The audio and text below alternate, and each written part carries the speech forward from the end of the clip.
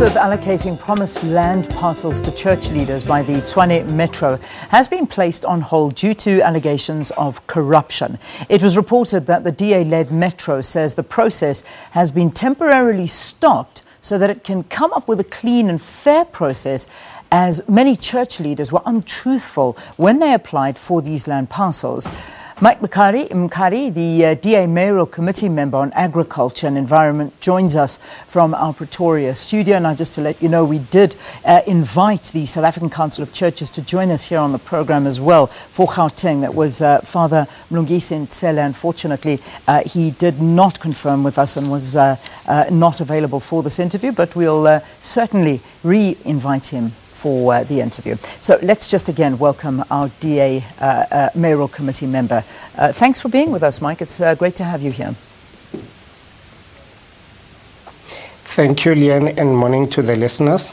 All right, let's get a better understanding as to what's going on now. So what allegations of corruption involving these land parcels are you referring to? Have you uncovered corruption? Thank you very much, Leanne. What happened is that the ANC administration took a resolution to donate lands to churches. And later what we uncover was that some of church, it's only one member. And in most pieces of land that were donated to churches are no longer used for congregation purposes. Those lands are now used for other activities. And according to the resolution that was taken, is that a land that is donated to the church, if it's not used for that purpose, it must be handed over to the municipality.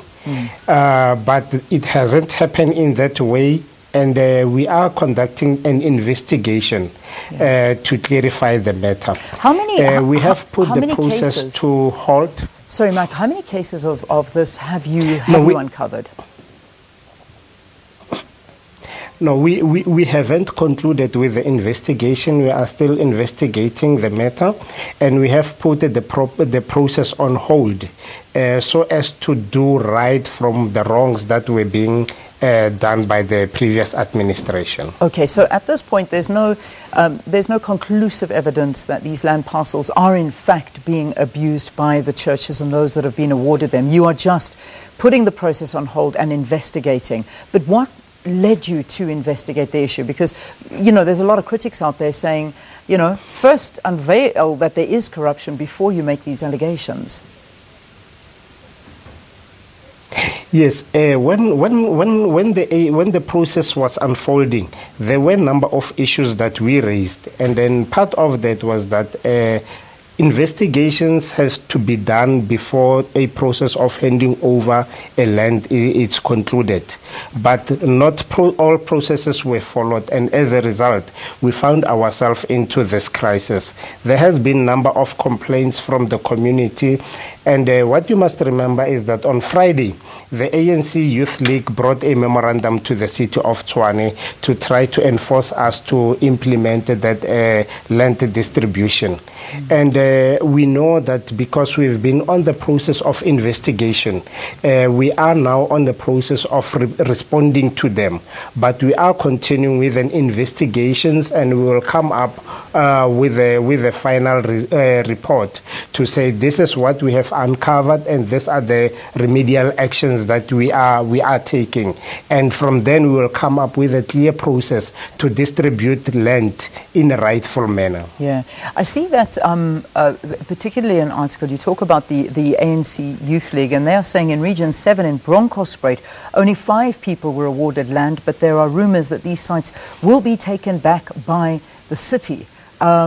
Is this a fact? Could we actually see land that was awarded being taken back from these or this promised land parcel to the churches?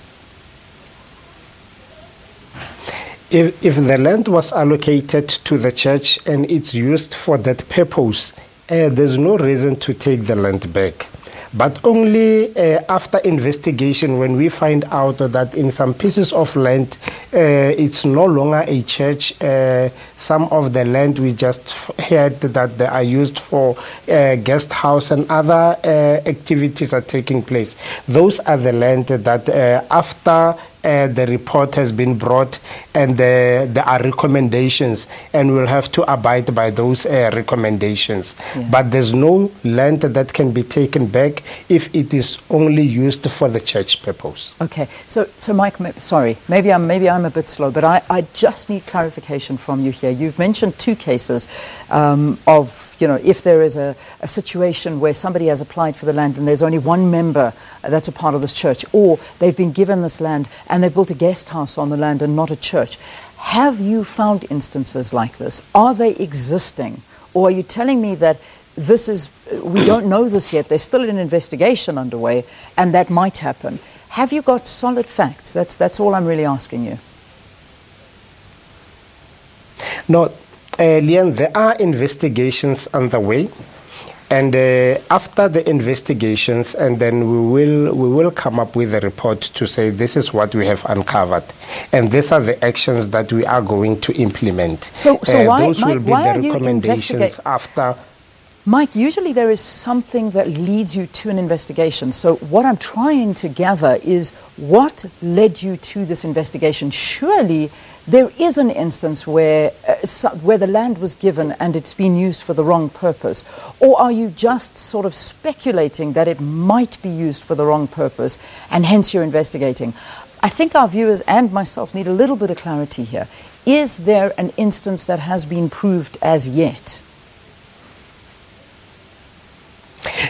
Leon, there has been a public outcry. There has been information that some church members have brought in to say we are the legitimate church and we have applied for the land and we haven't been distributed, but there are land that were distributed to churches and are not used for that purpose. So the church community were so frustrated about the process. So they have come and they have complained. That's how the investigation have started to see if those allegations are true. Okay, now we understand. So there are allegations and there are stories that are doing the rounds. So there is something concrete. When do you expect these investigations to be completed so that the process can continue?